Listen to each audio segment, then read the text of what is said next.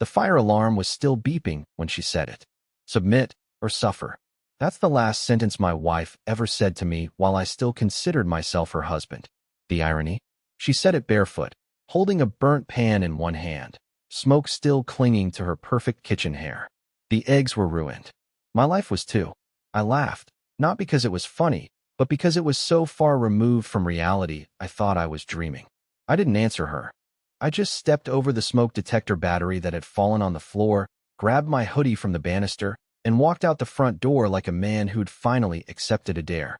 Let her stand there in the ashes of her morning omelet, thinking she won something. It wasn't always like this.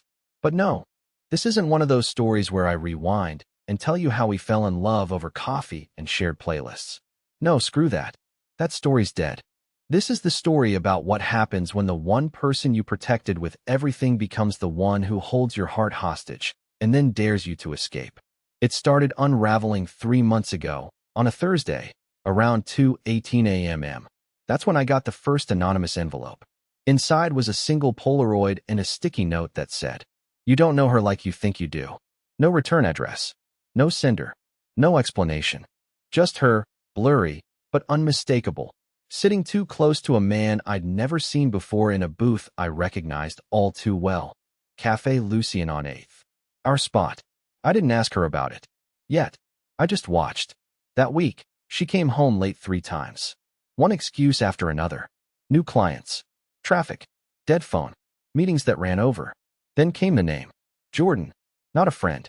Not a cousin. Not a colleague. But someone whose texts started popping up when her phone accidentally connected to our shared tablet. She never changed her passcode. She never needed to. I never checked. Until I did. At 3:03 a.m. On a night I couldn't sleep. I scrolled through the last 7 months of conversations while sitting on the bathroom floor with the door locked and a towel under the crack so she wouldn't see the light. Jordan was not a colleague. Not even close. The next morning, I tried to bring it up. I really did. But before I could speak, she beat me to it. She looked me dead in the eyes, arms crossed in that CEO of my own kingdom pose, and said, "Let's make this easier. You can either submit, emotionally, financially, all of it, or suffer. I'm not doing this halfway anymore." And that was it. The end of whatever we were pretending to be. I left before she could finish her sentence. Didn't slam the door. Didn't pack a suitcase. Just disappeared like a ghost who finally got tired of haunting the wrong house. But you know what happens when a ghost leaves? The house starts to fall apart. I wish I could tell you I left and never looked back. That I walked out that door, found peace, rebuilt my life, and never thought of her again. But no, that's not how it went. That's not how any of this works when you've loved someone like a fool and they've held the knife the whole time. 3 days after I left, I checked into a motel about 30 minutes outside the city. One of those places with paper-thin walls, stained curtains, and a vending machine that eats your dollar without blinking. It wasn't glamorous, but it was quiet. No smoke detectors screaming, no manipulation wrapped in silk robes. Just me, my thoughts, and an old leather journal I hadn't touched since college. That night, while I was brushing my teeth with the motel sink water tasting faintly of rust, the front desk called. A man's voice, bored and nasal, said, "Hey, there's a package here for you?" No name on it. Just a room number. I froze. No one knew I was here. Not even my brother. I had told him I was off the grid for a bit and left it at that. When I got to the lobby, the guy behind the counter handed me a plain white envelope, slightly heavier than paper should be. My name wasn't written on it. Only my room number. Inside, another Polaroid, this time clearer. Lorna, laughing over drinks, clinking a glass with the same man from the first photo. His hand was resting comfortably, too comfortably, on her knee. And a note. "She doesn't love you. She never did. Stop protecting her lies." I sat down right there on the worn-out lobby chair and stared at the words. Not because I believed them, I didn't. Not yet. But because some part of me realized someone out there was keeping track. Someone had been watching her longer than I had. I didn't sleep that night. I just laid on the hard motel bed, eyes fixed on the ceiling, the words playing on a loop in my head. She never loved you. Stop protecting her lies. That phrase clung to me like smoke in my lungs. Because as much as I wanted to deny it, a darker voice inside whispered, "What if it's true?" The next morning, I made the mistake of checking our shared bank account. Not because I needed anything, I'd taken just enough to get by, but because something in my gut told me to look. And there it was. $4,000 gone. Transferred to an unknown account. Marked consulting fee. Lorna doesn't do consulting. Never has. Never will. But Jordan does. I'd seen his name tied to a creative firm when I was scrolling through her messages that night on the bathroom floor. I called her. I don't know why. I hate that I did. But I needed to hear her voice. Needed to know if she'd panic, deny, explain, anything. She picked up on the second ring, casual as ever, like nothing had happened. Everett, she said flatly. No, hi. No, where are you? No, are you okay? I said nothing for a moment. Then finally, you drained the account. She didn't even pretend to be confused. It's a joint account, she replied. Half of it is mine. No, I said quietly. It was for emergencies. Exactly, she replied. And right now, your absence is kind of an emergency, don't you think? That was it for me. That single line. That twisted, smug tone. Like she was the one who'd been abandoned, like I had done something wrong. I ended the call mid-sentence. I felt sick. Betrayed. But more than that, I felt stupid. It's hard to admit, but in that moment, I realized she wasn't even trying to hide it anymore. She didn't need to. She thought I was weak. Predictable. That I'd roll over, or come crawling back once I got cold enough in that motel room. She didn't know that the next envelope would change everything, because it wouldn't just contain a photo. It would contain proof.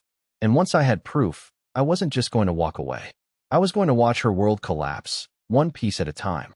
I didn't open the third envelope right away. It came 3 days after the second one, delivered not to the motel this time, but to the small, dusty P.O. box I had reserved back when I helped Lorna prepare for brand expansion. I had forgotten it even existed.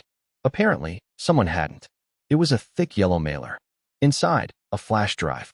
A small one, blue, plastic, probably $5 off Amazon. No note. No instructions. Just a return address printed on the shipping label that stopped my heart for a full 5 seconds. 107 Creekside Avenue. I knew that address. It was a warehouse. One Lorna had looked at months ago, back when she claimed she wanted to turn part of her studio into a shared artist space. We toured it together. It was overpriced, cold, drafty. I told her it was a terrible investment. She agreed, or so I thought. The flash drive sat on the motel nightstand for nearly 2 hours before I finally worked up the nerve to plug it into my old laptop. The screen flickered for a second, and then a single file appeared. It was a folder titled, "Watch this when you're ready." I wasn't, but I clicked anyway. Inside were 6 video files. Surveillance footage. Grainy, time-stamped, but clear enough to make out the faces. My wife. That man, Jordan. And not just dinner or drinks anymore. Not blurred kisses or suspicious hand-holding. This was different. Intimate. Businesslike. Transactions. In one clip, she hands him a thick manila envelope. He counts the contents. They shake hands.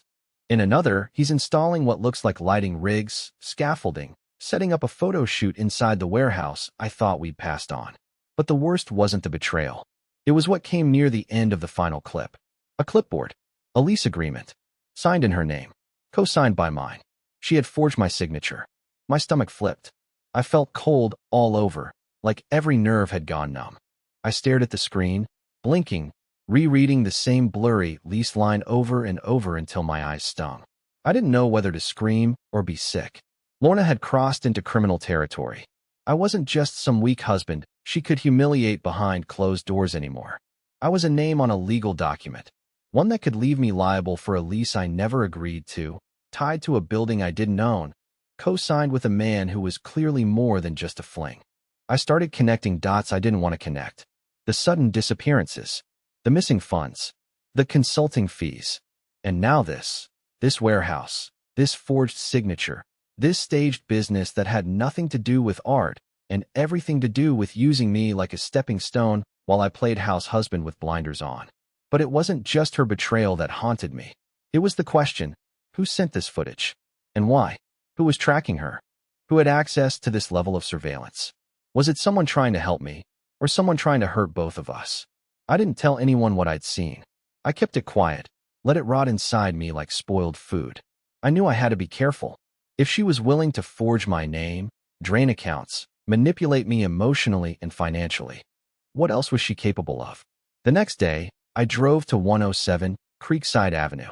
I sat in my car across the street, engine off, window cracked just enough to hear the wind cutting through the alleyways. The building looked different now. Branded. Renovated. A banner hung from the upper level. Studio Luxe, coming soon. Her name was on it. Big, bold, and confident. Just like she wanted to be seen. That night, I didn't cry. I didn't rage. I started planning. If she wanted me to suffer, she'd have to learn what it feels like to bleed slowly, piece by piece, as the life she built on lies started tearing itself apart from the inside. And the best part? I still hadn't told her I knew anything. I didn't need to destroy her. She was already doing that on her own. She just didn't know it yet. After what I saw on that flash drive, I was done playing the grieving husband. Lorna had forged my name, tied me to a lease I never signed, and funneled money into some fantasy business with a man she once swore was just a client. I could have gone to the police. I could have filed a claim, called a lawyer, blown the whole thing up right there. But no, that would have been too easy and too fast. Lorna was the kind of woman who thrived on control. She manipulated, twisted, weaponized trust like it was an art form. She'd turned our marriage into a performance, one where I played the loyal fool and she basked in applause that only she could hear. So, if she needed the spotlight, I'd give it to her. I'd hand her the microphone, dim the lights, and let her perform herself straight into the grave she didn't know she was digging. I started with silence. She texted me twice over the next week. Once to say, "You're being dramatic. Come home and be an adult." And once to ask if I had the password to our Dropbox folder, the one with her old client contracts. I didn't answer either message. I didn't even read them beyond the lock screen. Silence is a powerful thing, especially for someone like her. People like Lorna don't fear anger, they feed on it. But nothingness? That eats them alive. Instead, I used that time to gather everything. I printed copies of the lease. I pulled our bank statements. I traced every transfer, every withdrawal, every fake, consulting payment she made to Jordan's company. I built a timeline, not because I wanted revenge, but because I needed to protect myself first. And once I had everything in order, I waited. And then she cracked. It started small. A call from our joint accountant, a guy named Trent who always spoke like he was half asleep. He left me a voicemail. "Hey Everett, Lorna just called about filing separately this year. Said you guys were separated. Just checking in." I didn't respond. Then came a late-night email. No subject, just one sentence. "Who's been sending you things?" That one nearly made me laugh. She was unraveling. Somewhere between the warehouse lease, the fading funds, and my silence, she had started looking over her shoulder, and not just metaphorically. She was nervous, paranoid, scared. Good. Because what she didn't know, couldn't have possibly known, was that her name had started circulating in spaces she didn't belong in. Not publicly, not yet, but quietly, through whispers, in conversations she had no control over. I'd sent an anonymous tip to the city zoning office. A basic inquiry about building code violations at 107 Creekside. No names, no accusations, just enough to get a flag raised and a surprise inspection on the books. Then I submitted a quiet request to the Financial Crimes Unit, pointing out possible identity fraud related to a commercial lease co-signature. Again, no need to be loud. Just plant the seed. Let the system water it. I wasn't trying to ruin her. I just wanted her mask to slip. And the thing about masks? They don't fall off. They peel, slowly, until the person underneath can't keep pretending anymore. By the end of that week, Lorna called me 6 times. I didn't answer. The 7th time, she left a voicemail. Her voice didn't sound like it used to. Not smug, not superior. Just brittle. "Everett, I know you're mad. I know things got complicated. But can we please just talk? I'm under a lot of pressure right now. I need your help." She never said sorry. Never said I lied or I hurt you. She just said I need, as if that was supposed to move me. As if the same woman who told me to submit or suffer could now expect kindness from the man she left behind in a smoke-filled kitchen with a broken heart and a silent phone. But I didn't block her. I wanted her to keep calling. I wanted her to keep wondering what I knew, how much I had seen, and when the hammer would drop. Because the thing is, I hadn't even started yet. It was a Tuesday afternoon when the unknown number called. I almost let it ring out, assuming it was Lorna again, or worse, one of her puppets trying to mediate. But something about the area code caught my eye. It wasn't local, and something in my gut told me to pick up. I answered with a simple, yeah. No name, no greeting. The voice on the other end was low, calm, and deliberate. Not the kind of voice that asked questions, the kind that already knew the answers. Everett Carlson, he said. My stomach tightened. Who's asking? There was a pause. Let's just say I know what your wife's been doing. And I thought it was time we compared notes. I didn't speak. I didn't breathe. My first instinct was that this was some twisted prank, one of Jordan's friends playing games. But then he said something that stopped my heart cold. You didn't sign that lease on Creekside. She did. But she used your info. Your bank records were pulled during underwriting. I can prove it. I sat down slowly on the edge of the bed, laptop still open from the spreadsheet I'd been building. How do you know that? I asked quietly. Because I used to work with her, he said. Until she burned me. His name was Carter. He was a contractor, digital security, freelance systems analyst, whatever that means, and according to him, he had been hired by Lorna last year to optimize her brand infrastructure. That's how she pitched it. But halfway through the job, he realized she was using his access to set up shadow accounts, reroute payments, and scrub connections between her and a handful of, let's call them, off-the-record investments. He'd confronted her. She'd fired him. But before she locked him out, he backed up a copy of everything. Not because he wanted revenge, at least, not at first, but because he'd seen this pattern before. And not just from her. She ruins people, he said flatly. Slowly, quietly, legally, until it's not. I asked him why he waited so long to reach out. He said he wasn't sure I was ready. He said he'd been the one sending the envelopes. Not all of them, but most. The first photo was his. The surveillance footage came from a motion-triggered camera he'd left behind when he installed the warehouse's security system. He said he had no idea she was stupid enough to keep using the same setup. She's reckless now, he added. She used to be careful. But lately, she's slipping. You know what that means? I did. It meant desperation. He offered to send me more. Hard proof. Paper trails. Copies of invoices that never made it to her tax filings. Unreported income funneled into an LLC she set up under her maiden name. All I had to do was say yes. I should have hesitated.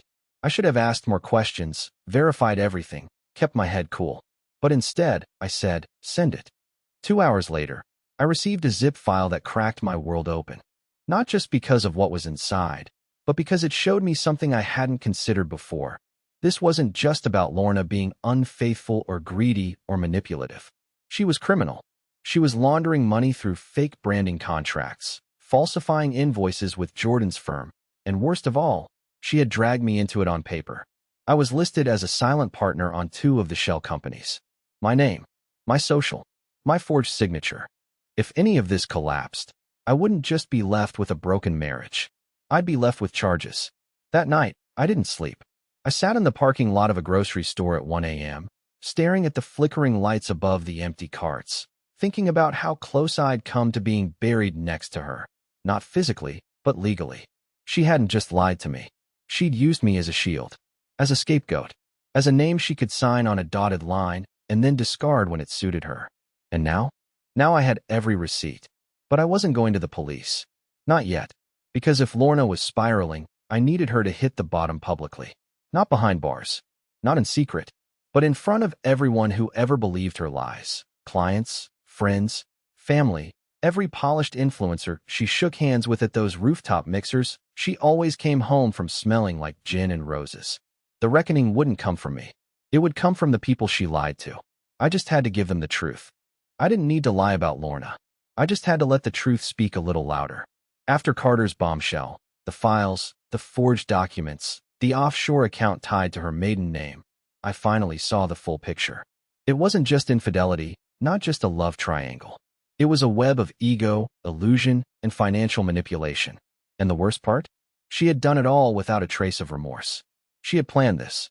Every compliment, every dinner, every passive-aggressive comment about my lack of ambition, all part of a long con I didn't realize I was cast in until my role ended. But I wasn't going to play the heartbroken fool anymore. I was going to play the mirror. You see, Lorna thrived on perception. She built a personal brand around being real but refined. Online, she was the advocate for creative authenticity. Her social feeds were a carefully curated ballet of wine glasses, book quotes, filter-perfect smiles, and designer boho aesthetics. But behind it all was a woman willing to torch anyone who stood in the way of her self-worship. So I made a decision, not to confront her, not to threaten her, but to free the truth from the prison she had locked it in. It started with an email. A single link, sent anonymously to 4 people. Her 2 biggest sponsors, the manager of a venue where she was scheduled to exhibit next month, and a popular podcast host who recently interviewed her about ethical entrepreneurship. The link led to a private folder titled Studio Lux Financials, Confidential. Inside, redacted files, clear timelines, a quiet spreadsheet showing the ghost invoices, forged signatures, and bank transfers. I didn't write a single accusation. I didn't even sign a name. I just let the documents speak. It took less than 24 hours.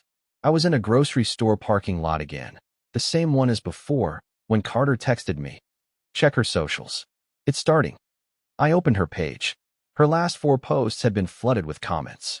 Not thousands, but enough to spark suspicion. Questions. Concerns. People asking why Studio Lux was linked to a fake LLC, why her husband's name was on a dissolved shell company that never existed in any registry. Someone even linked a screen cap of the lease document, blurred, but unmistakable. She hadn't posted anything in 12 hours. For her, that was a red flag in itself. Silence was not her weapon, attention was. And the silence meant she was spiraling. That night, she called again. 3 times. I didn't pick up. On the 4th attempt, she left a voicemail, and this time, her voice was completely different. No venom. No arrogance. Just static panic. Everett, I know what you did. I know it's you. You don't understand what this is going to cost me. They're threatening to pull out. I could lose. She cut herself off. Probably realized she was admitting too much. Then she called again 2 hours later. And this time, I answered. I don't know why I did. Maybe I wanted to hear her voice one last time. Maybe I wanted to confirm that the woman on the other end of the line was the same one who once danced barefoot with me in the kitchen to Fleetwood Mac, and not the person who built an empire on deceit and my blind loyalty. But when I answered, she didn't sound like either of those women. She sounded hollow. You don't know what I've been through, she said quietly. I did what I had to. You weren't enough, Everett. You never wanted more. I did. And if you think dragging my name through the dirt makes you righteous. I didn't say anything. I interrupted. My voice was calm, controlled. I didn't drag your name. I just stopped hiding what it was written on. There was a long pause. I imagined her sitting in her rented studio, the walls closing in. She had always been terrified of losing control. And now she had lost the one thing she couldn't fake, the narrative. Then came her final blow. You'll regret this. You think you're safe just because you're quiet? I still have people. And if you think you're walking away from this clean, think again. Click. That should have rattled me. But it didn't. Because what she didn't know was that her sponsors weren't the only ones I'd sent that folder to. Her mother had it, too. Lorna always said her mother was her firewall. Her word, not mine. When things go sideways, Mom knows how to clean it up. I never really understood what she meant until I watched it fail in real time. The night after our last phone call, I didn't sleep much. I didn't need to. I already knew what was coming. Lorna was too strategic, too image-obsessed, and too desperate to let her public world implode without calling in the only person she trusted to cover her tracks. And her mother, Gloria, had always been a force of nature.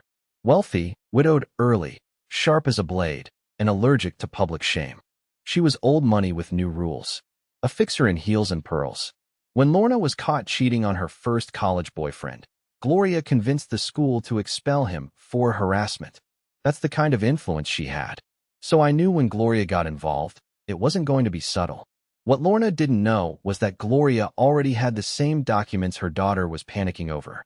A week earlier, I'd printed the entire dossier, everything Carter had given me, and mailed it anonymously to her gated estate in Connecticut. I didn't include a note, just a stamped manila envelope marked important, for your eyes only. I figured she'd recognize the names inside. And she did, because the next morning, I woke up to a text. Not from Lorna, from a number I didn't know, but the message was unmistakably hers. You arrogant little sh*t.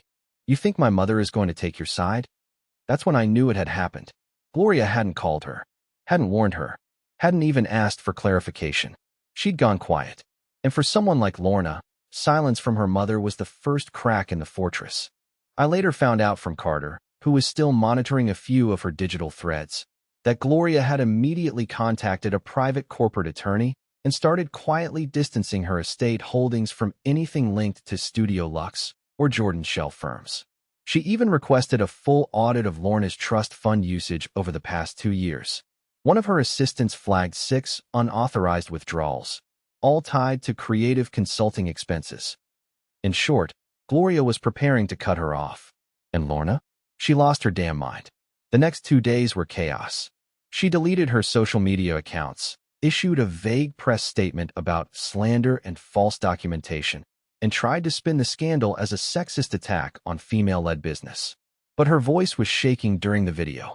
Not from passion, from fear. Her eyes were sunken, makeup overworked, like she hadn't slept in days. For the first time in the years I'd known her, she looked small.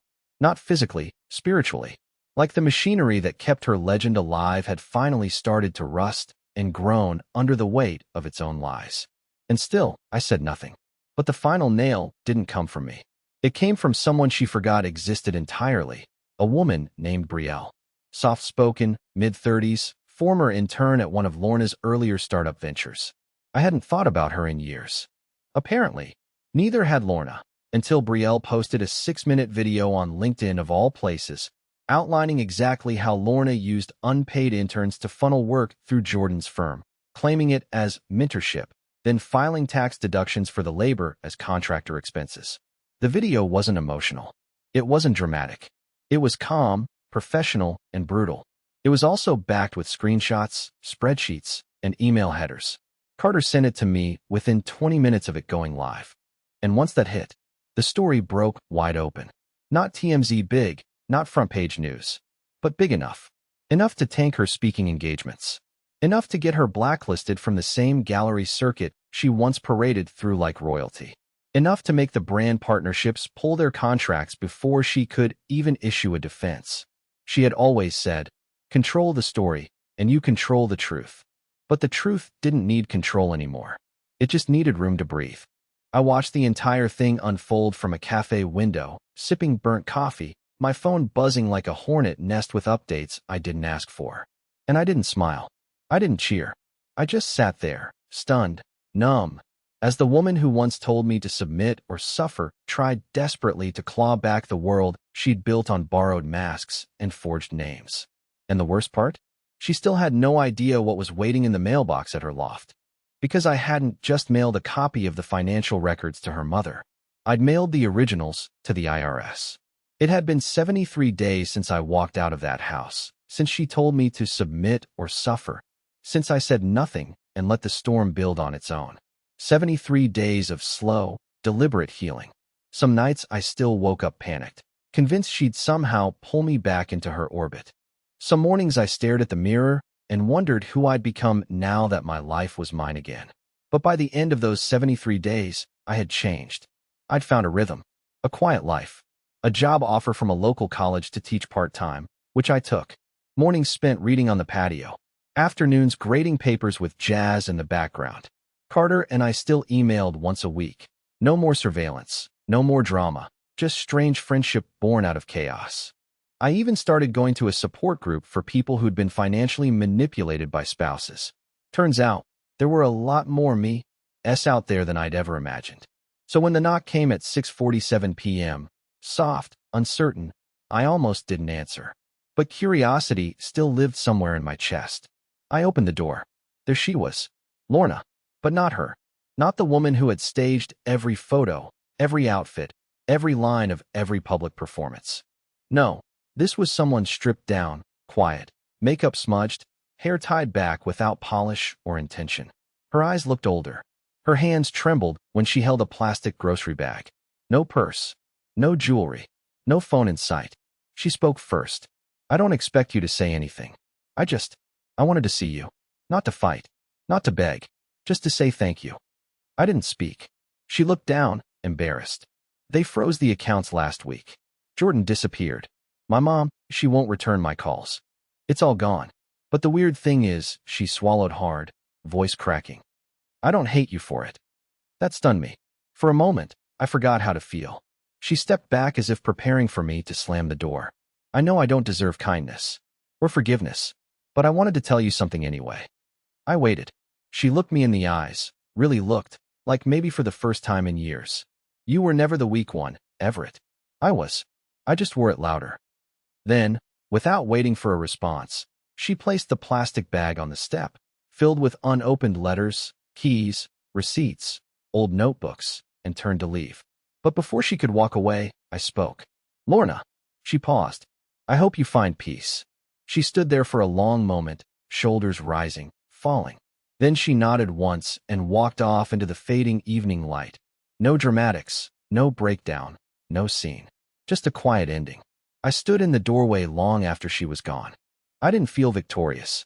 I didn't feel empty either. Just still, like I had finally stepped out of a hurricane and could finally hear the wind for what it was. That night, I made pasta. I turned on a playlist I hadn't listened to in years. I watched the stars from the balcony of my small rental apartment. And for the first time since this all began, I didn't feel haunted. No more envelopes. No more silence. Just me. Alive. Free. And whole.